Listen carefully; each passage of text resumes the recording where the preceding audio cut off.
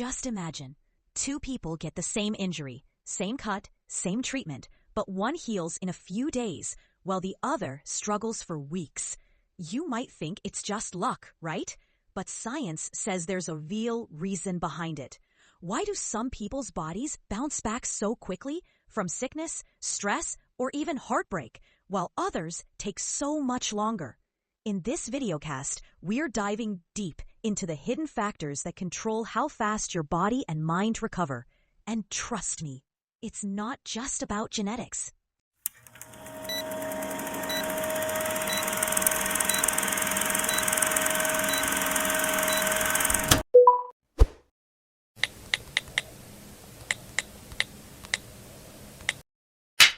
This is where we take that stack of sources you send us, the articles, research, clinical notes, and we really try to pull out the key knowledge you're looking for. Today, we're tackling something, well, pretty universal, recovery. When your body or mind is trying to bounce back from stress, maybe an injury or illness, why do some people just spring back so fast while others really struggle for weeks, even months? And we're not just talking about like resting a sprained ankle here. We're defining recovery as that whole complex process where your system is actively working to get back to its balance point. It's normal function, yeah. Right, normal, healthy function. It's this dynamic thing, isn't it? It's sort of negotiation between the damage and the repair. Exactly, yeah. And our mission today, well, it's really to get past that simple advice. Just rest up or take it easy. We're going to really unpack the science behind what dictates your recovery speed. We'll look at the physical foundations you start with, those crucial inputs you actually can control, and the real measurable impact of your environment and your mindset, all based on the materials you sent over. Okay, sounds good. Let's dig into this then, starting right at the foundations. The physical stuff. These are the things that are pretty much set before anything even happens, like the raw materials you have on hand for the recovery job. The sources really hammer home that age and genetics are massive here, foundational. Huge factors. And talking about age, that garden analogy from the materials is pretty effective, isn't it? Like younger bodies are that fresh, rich soil. Yeah, exactly. Cellular division, repair, it just happens faster because there's, less wear and tear built up over time. Whereas if you're working with, let's say, older soil, recovery just naturally takes longer. You've got things like cellular senescence kicking in. Senescence. So the cells just kind of slow down. Yeah, older cells can stop dividing. They get sluggish. Yeah. It makes the whole cleanup and rebuilding process, more work, yeah, slower. And then there's genetics. Some people, they're just born with what you might call a more powerful engine, right? Meaning? Scientifically, it translates into maybe a stronger baseline immune response naturally, or more efficient pathways for repairing tissues, better inflammation control, things like that. It kind of sets your default speed. Can't change it, but you have to know it's there. Exactly. Yeah. You absolutely have to factor it in. But sticking with that raw materials idea, it's not just age or the engine size. It's also about the condition of the engine before the event. Oh, absolutely critical. Right. If someone was already pretty healthy, exercising regularly, eating well, getting decent sleep, they just have more resources banked up. Like reserves. Yeah, reserves they can immediately throw at the repair job. But if the body was already, say, chronically tired, or maybe low on key nutrients, or just generally weak, then recovery takes longer from the get-go. Instantly. Because now the body isn't just fixing the new problem, it's also trying to deal with that pre-existing deficit. It's splitting its energy. And those pre-existing conditions the sources mentioned, like diabetes or heart disease, they act like extra weights. That's a great way to put it, like extra weights in that resource game. If your system is constantly working hard just to manage blood sugar or deal with arterial plaque, it takes focus away from the new injury. Precisely. Right. It draws energy and resources away from repairing, say, the simple fracture or fighting off a cold. It just slows down the whole system's ability to tackle the new crisis effectively. Okay, so that makes sense for the foundations. But what I find really interesting is where we pivot now to the factors that are 100% controllable. Things that are just critical for actually repairing cells, nutrition and sleep. The immediate fuel sources, yeah. So when your body kicks into that high gear healing mode, it needs very specific things, right? High quality building materials. The sources are super clear on this. Definitely. Protein, for instance, which breaks down into amino acids. Which you need to physically build new cells, repair muscle fibers, all that structural work. And then there are those cofactors you mentioned, like vitamin C. Right. Vitamin C isn't just for, maybe fending off a cold.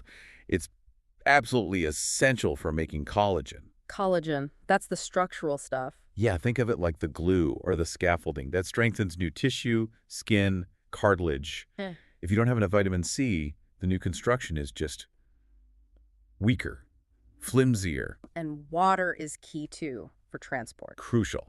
It's the delivery truck system, basically. Brings nutrients into the cells and, just as importantly, flushes the waste products out. Without good nutrition and hydration, well, your construction site runs out of supplies and gets clogged with debris. It grinds to a halt. So, okay, if nutrition is the supplies, sleep is like the body's dedicated nighttime repair shop. And it only operates during certain shifts, right? Exactly. And this isn't just passive timeout. During that deep, non-REM sleep, your body is actively releasing really important restorative hormones. Like human growth hormone. That's the big one, yeah. HGH is essential for rebuilding cells, strengthening your immune system, reducing inflammation. It's prime time for repair. So if you're constantly, like, cutting sleep short, You're essentially closing the repair shop early. Yeah. Every single night. you're not just tired the next day. No, you're systematically stopping the repair work before it's finished. Lack of sleep. It basically means the repair crew only has like half its workers showing up for that crucial night shift. Which just extends the whole timeline needed for recovery. Automatically extends it, yeah. Okay, so we've got the physical stuff dialed in, the baseline, the fuel, the repair shop time. But this next bit often surprises people, doesn't it? The psychological side. Social factors, too. That whole mind-body connection. It has a surprisingly measurable impact, absolutely. Let's talk about stress and attitude first. We hear about stress-releasing cortisol all the time, but why does that actually matter for healing, say, a broken bone? Well, cortisol is fundamentally a short-term survival hormone, right?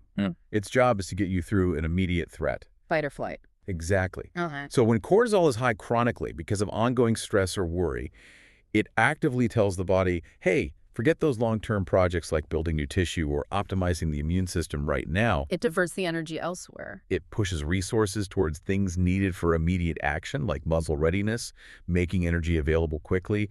It literally puts the brakes on healing and immune function because they're seen as non-essential in that emergency state. And that internal chatter, that worry, am I ever going to get better? This pain isn't going away.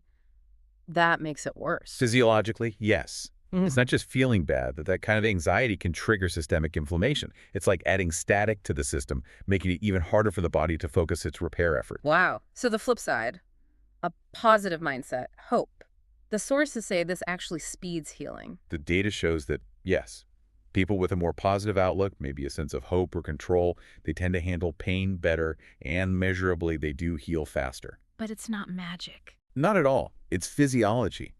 By keeping those stress levels lower and more stable, the immune system isn't constantly being put on high alert by that fight or flight response. So it can just focus. It can dedicate its full power to the actual physical recovery job at hand. Less distraction, more effective healing. Okay, so if what's happening inside our heads matters, then what about the community outside? Social support, that's a big one in the materials too. It's huge. And think about the tangible physical benefits. When you have support, maybe family cooking a healthy meal, a friend helping with errands, someone just reminding you about meds. It takes the load off. Exactly. It directly removes burdens, which lowers your personal stress baseline. And you can actually see this. See it how? In measurable ways, like lower markers of stress hormones in blood tests or improved heart rate variability, which indicates better nervous system balance. Having people who care genuinely speeds up healing because it frees up your body's resources. It allows it to focus solely on the internal repair. Right. The less mental energy you're burning worrying about groceries or paying bills while you're laid up, the more actual physical energy your immune system has for healing. That leads really nicely into the next section, the more active steps, the actual treatment plan, and the environment around you. This isn't just about getting help, but also about your own active participation, right? Absolutely. Your role as the patient is critical here. And quick access to treatment seems non-negotiable based on the sources. Getting help early? Crucial. Getting the right diagnosis quickly, starting the right therapy or rehab promptly, it sets the whole trajectory. Because delays are bad news. Very bad. Waiting too long for, say, a cast for a fracture or putting off physical therapy, you risk things like the bone healing poorly, muscles wasting away atrophy, or even getting a chronic infection. Any of those things can completely derail the recovery timeline. And this is where that idea of active recovery comes in, contrasting it with just passive rest, regular rehab. Yes, look at how athletes recover. They don't just sit around after the initial acute phase, They have a plan. a very specific phased plan. They start moving gently at first, but regularly. Why? To promote blood flow to the area, to guide how the new tissue remodels itself. So avoiding movement altogether is actually bad. Past that very initial stage, yes, it's often counterproductive. Muscles weaken, joints get stiff, pain can actually last longer. It dramatically slows down the whole process. You need controlled, appropriate movement. And connecting this to the bigger picture, those lifestyle choices and your physical environment, they're massive deciding factors too. Like smoking. Huge impact. Smoking drastically reduces blood flow because it constricts blood vessels. Critically, that means less oxygen gets delivered to the healing tissues. Oxygen is vital for cellular repair. And being overweight. That puts extra mechanical stress and pressure on joints and tissues, which can definitely affect healing time, especially for things like joint injuries or surgeries. But regular activity even before an injury helps. Yes, because it conditions your body to handle physical stress better overall. And then there's your immediate environment. Like literally where you're recovering. Exactly. A clean space, good hygiene to avoid secondary infections, clean air, feeling safe and supported where you rest, having easy access to your medicines or treatments. All of this allows the body to heal more efficiently. Because it's not fighting other battles. Right. It's not dealing with unnecessary external stressors like high background stress in the home or low-grade exposure to germs or allergens. It can just focus inward. Okay, so bringing this all together, synthesizing it, the sources had that really powerful analogy, didn't they? The building a house framework for recovery. Yeah, I like that one. It ties all these different pieces together really well. So we walk through the layers. Let's do it. Layer 1 is the materials. Right. That's your genetics, your age, your general physical condition before the event, and any pre-existing health issues. That's the foundation you're starting with. Okay. Layer 2, the skilled team. Yep.